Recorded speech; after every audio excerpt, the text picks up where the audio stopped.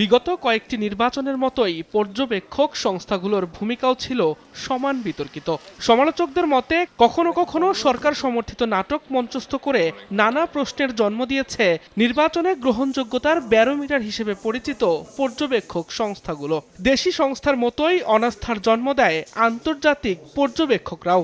নির্বাচন কমিশন জানায় অনুষ্ঠিতব্য ত্রয়োদশ জাতীয় সংসদ নির্বাচন ও গণভোট পর্যবেক্ষণে বাংলাদেশে আসবেন প্রায় 500 বিদেশি পর্যবেক্ষক ও সাংবাদিক।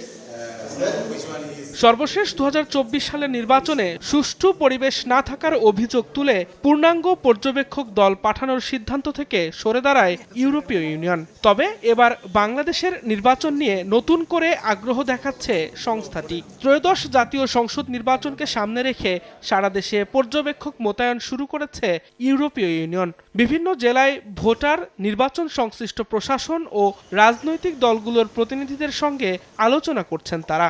স্বাধীনতা, নিরপেক্ষতা এবং হস্তক্ষেপহীনতার উপর ভিত্তি করে তাদের পর্যবেক্ষণ কার্যক্রম পরিচালিত হবে বলে জানায় EU election observation mission. 200 observers from all 27 EU member states, Canada, Norway and Switzerland.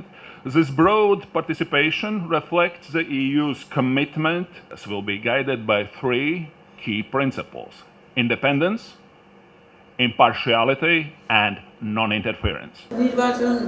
পর্যবেক্ষকদের অংশগ্রহণে নির্বাচনের স্বচ্ছতা অটুট থাকে জানিয়ে নির্বাচন পর্যবেক্ষক সংস্থা ফেমার সভাপতি বলেন, প্রশিক্ষিত জনশক্তির মাধ্যমে আন্তর্জাতিক মানদণ্ড অনুসরণ করে পর্যবেক্ষকরা কাজ করলে অবাধ, সুষ্ঠু ও অংশগ্রহণমূলক নির্বাচন আয়োজন সম্ভব। তবে এক্ষেত্রে সরকারের সদিচ্ছার প্রতিও গুরুত্ব দেন ফেমা সভাপতি।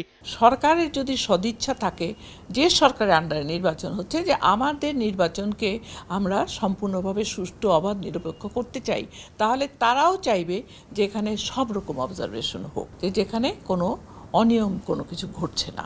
সেজন্য অবজারভেশনের খুবই দরকার। আন্তর্জাতিক সম্পর্ক বিশ্লেষকদের মতে জনগণ ও নির্বাচন সংশ্লিষ্টরা সচেতন হলে পর্যবেক্ষক সংস্থার পক্ষে নির্বাচনকে প্রভাবিত করার সুযোগ নেই। একটা সরকার রাখার পিছনে কিন্তু ওই দেশের জনগণই সবচেয়ে মূল জিনিসটা, বা যারা স্টেক হোল্ডার বাংলাদেশে। তো আমার মনে হয় যে আমাদের গুরুত্বটা দিতে হবে সেই জায়গায়। আমরা বেশি গুরুত্ব দিয়ে দেই এই বিদেশি অবজারভার ইত্যাদি, এবং সেখানে অনেকে আবার ধর্ণা দেয়। এগুলো আমি মনে করি না যে ঠিক, বরং গুরুত্ব দেওয়া উচিত আমার ভোটাররা যারা আছেন তারা কিভাবে ভোট দিচ্ছে।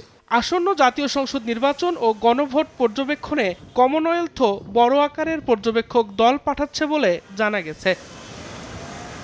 দিন মোহাম্মদ সাব্বির, সময় সংবাদ, ঢাকা। রোগ জীবাণু সব জায়গায়, সারাদিন সাবধানে। বাচ্চারা সারাদিন প্রমিস রাখবে? অসম্ভব। এজন্যই ডেটলের নতুন প্রমিস জীবাণুর বিরুদ্ধে 12 ঘন্টার সুরক্ষা বলয়। ডেটল।